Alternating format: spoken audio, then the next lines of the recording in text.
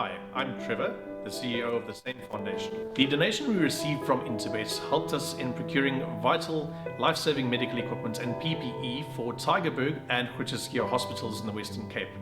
This was while the Western Cape was the epicenter of the pandemic. If you would like to get in touch or assist us in these projects, you can get hold of us on our website, which is www.samefoundation.org.za, Facebook and Instagram or LinkedIn.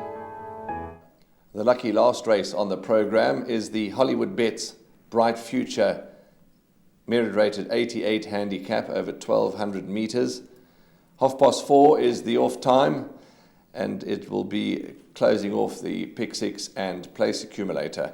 Raheel, let's start the discussion with number 1, Irish Bell. She gets gate 1. She does take on the boys, which is never easy. She had valid excuses for her last start. Are you prepared to ignore and forgive her for her last start and give her a chance here? I am prepared to ignore her last start, just put a line right through it. She's better on the poly track, best off the gate. Muzieni back aboard. He gets on well with her for 1 win and 1 second. I just feel she's got a tough ask against the boys, so I give her more of a place chance and a winning one here. Okay, yeah, you're quite right. I agree with you there with regards to Irish Bell. Kings Road, the form update. He won on Sunday. Gavin Arena, gate 2. Well, every win this horse has had has been in this province at this course. Yes, this horse just seems to love the poly track. 4 wins from his 7 starts. He's well drawn. He carried 62.5 and he went from start to finish on Sunday. So carrying 58.5 will be no issue. He's a front runner and he's sure to be there, and I give him a good chance in this field here. Giacomo Puccini, horse number 4, has had recently the 2 starts on the poly track in the province for a third, a second. He ran second to Prince of Taranto, whom I'm expecting to run a good race earlier on.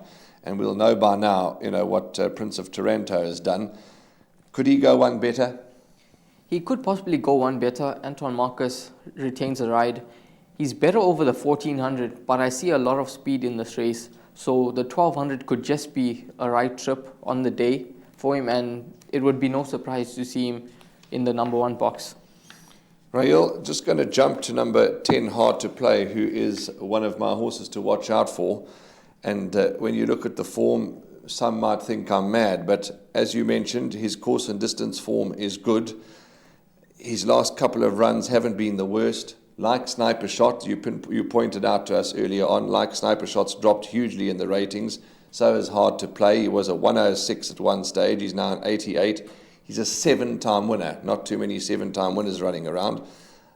Watch out for is my suggestion, and to include him into the quartets. I'm not too sure if he can win, but I certainly wouldn't be shocked if he ran 3rd or 4th. Yes, he absolutely loves the distance. All 7 of his career victories have come over the 1200 meters. He is drawn 10, but he has come down nicely in the ratings. With a good pace in this lineup, he could be finishing off his race really strongly, and it would be no surprise to see him run into the money. On his day, he could possibly beat a field of this nature, but his recent form isn't inspiring. So, like you, I'd say he's got a place chance here. Okay, any of the other runners, that I haven't touched on that you'd like to mention, please feel free. The 6 horse, Tonight's Fight Night, another one of my horses to follow. Now, he has his 4th run after a rest, and he goes over his favorite course and distance, where all 3 of his career victories have come over. Seanville is aboard him. The handicapper dropped him 1 point after his last run.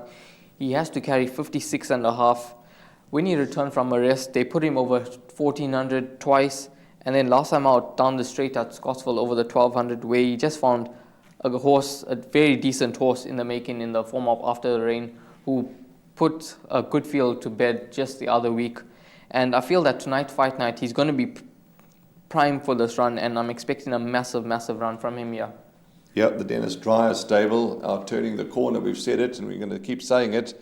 They're going to be firing properly on all cylinders any time now. Dennis Dreyer, top stable, top trainer. Sean Veal and Mr. Lottering owns tonight's Fight Night. Okay, so that's the 8th race, which, as I said, closes off the pick 6 and the place accumulator. Next up, you know the story. Next up is our shortlist. We'll come back to you shortly.